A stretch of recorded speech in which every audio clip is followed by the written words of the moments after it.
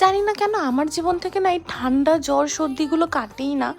লকডাউনের আগে তো প্রায় দিনই আমার জ্বর হতো, তো আমি ভয় পেয়ে গেছিলাম যে করোনাকালে যেন না হয়, কিন্তু হোপফুলি তখন আর আমার জ্বর সর্দি কাশি ছিল না।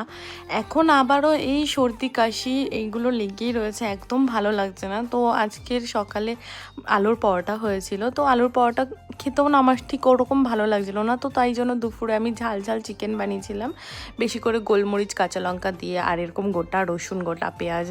দুর্দান্ত লাগছিল খেতে জাস্ট। আর তার আগে ছিল ভেজ ডাল, কিন্তু ভেজ ডাল খাচ্ছিলাম আর চোখটা ছিল চিকেনের দিকে, কখন চিকেনটা খাবো। দেন মামাবাড়ি থেকে পাঠিয়েছিল মাছের তেল আর মাটন। মাছের তেল তো আমার ফেভারেট, আমার ওটা থাকলে আর চিকেনও তখন লাগে না সত্যি বলতে। দেন সন্ধ্যাবেলায় বাইরে বেরিয়েছিলাম, মা খেয়েছিল জল ফুচকা আর আমি দই ফুচকা নিয়েছিলাম। দেন চুরমুন নিয়ে বাড়ি আসলাম। বাড়ি আসার পরে রুমালি রুটি আর দুপুরে যে চিকেনটা বানিয়েছিলাম ওটা দিয়েই ডিনারটা কমপ্লিট করলাম।